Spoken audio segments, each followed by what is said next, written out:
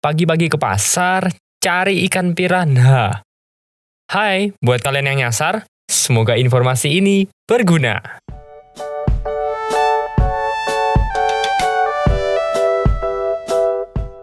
Hai teman-teman, perkenalkan gue Dr. Cici dan selamat datang di YouTube channel gue. Hari ini gue pengen bahas sesuatu terkait tentang autoimun.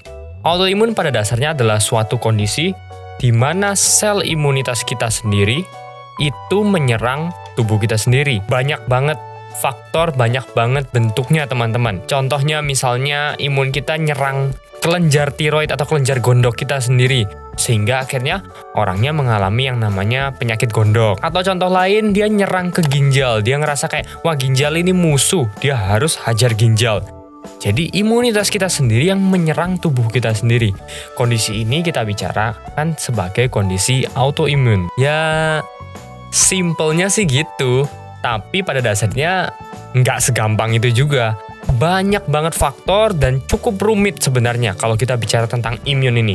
Tapi aku coba jabarkan sedikit supaya teman-teman paham dan teman-teman dapat gambaran apa itu kondisi autoimun. Pada dasarnya, imun kita itu didesain untuk bisa recognize atau mengenali suatu benda asing. Benda asing ini kita bilang adalah sesuatu yang nggak ada di dalam tubuh kita.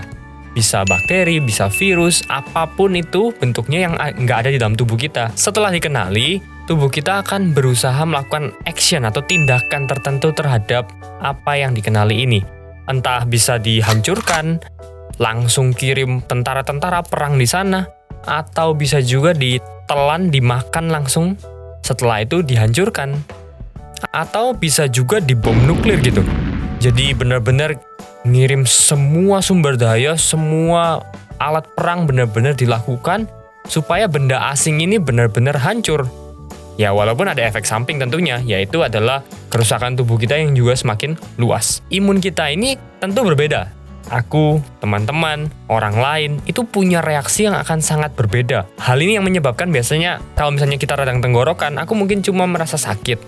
Orang lain mungkin merasakan nggak apa-apa, biasa aja, paling cuma sedikit serik atau kayak kering terasa tenggorokannya. Beberapa orang yang lain bahkan mungkin merasakan demam. Jadi sangat bervariasi satu orang dengan yang lainnya. Nah, disinilah autoimun itu terjadi ketika ada salah mengenali imun atau tubuh kita sendiri sebagai musuh. Analoginya gini deh teman-teman. Kita bayangkan tubuh kita ini seperti kamp perang.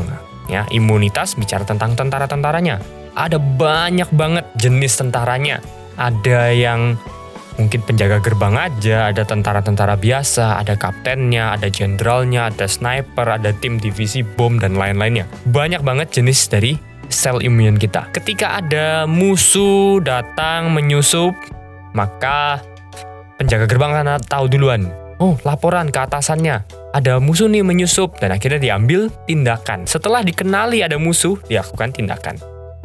Nah, tindakannya ini macam-macam. Ada yang mungkin cuma ya ditahan, ada yang ya tembak mati, ada yang mungkin negosiasi sama musuh dan lain-lainnya. Banyak. Nah, autoimun terjadi pada kondisi di mana tentaranya menangkap tentara kita sendiri gitu. Mungkin karena bentuknya mirip sama musuh, mungkin pakai baju yang sama atau tingginya sama, atau mungkin ada tatonya sama.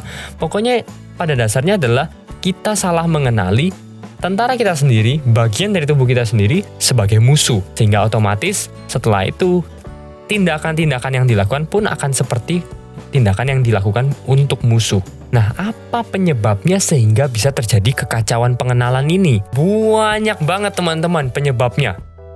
Multifaktor benar-benar, bisa karena infeksi. Salah satunya seperti infeksi Streptococcus, Epstein-Barr virus, masih banyak lagi. Penggunaan obat-obatan tertentu itu juga bisa menginduksi terjadinya proses autoimun. Faktor herediter, keturunan, genetik, ya kan dokter sering banget tuh ngomong soal genetik.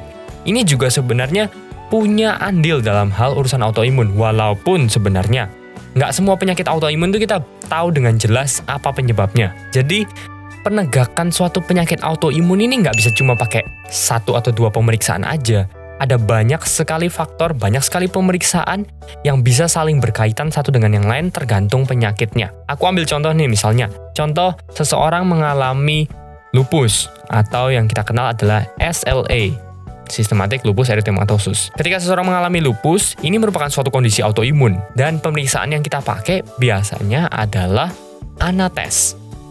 Ya, ini memang merupakan salah satu pemeriksaan dari sekian banyak pemeriksaan yang lain. Ada banyak sekali pemeriksaan terkait SLE, salah satunya ANA-tes.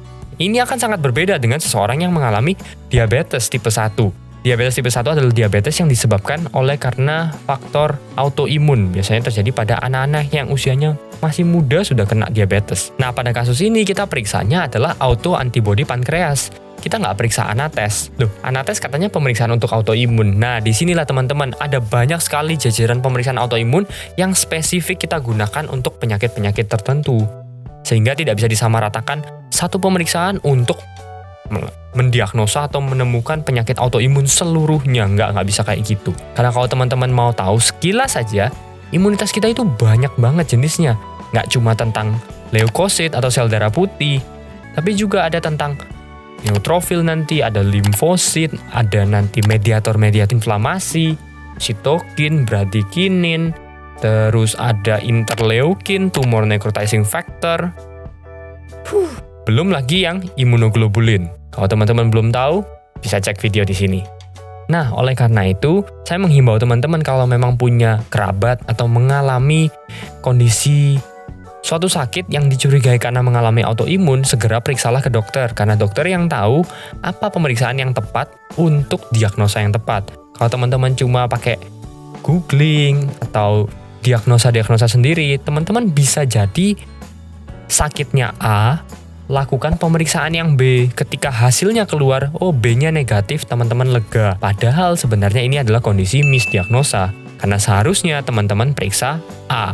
Jadi ini pentingnya juga tetap kolaborasi, tetap cari bantuan ke profesional atau ke dokter. Oke, segitu aja videonya. Aku harap teman-teman belajar sesuatu terkait autoimun, dapat gambaran, walaupun sedikit aja, paling nggak teman-teman jadi lebih pintar. Like videonya kalau suka, dislike aja kalau nggak suka, share ke teman-teman yang lain, siapa tahu bermanfaat.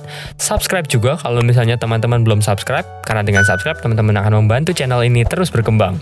Komen juga di bawah kalau kalian ingin dibahas lebih detail lagi tentang autoimun. Atau kalau misalnya kalian ada pertanyaan-pertanyaan terkait masalah kedokteran, bisa langsung share aja di bawah. Kita ketemu lagi di video selanjutnya. Bye-bye.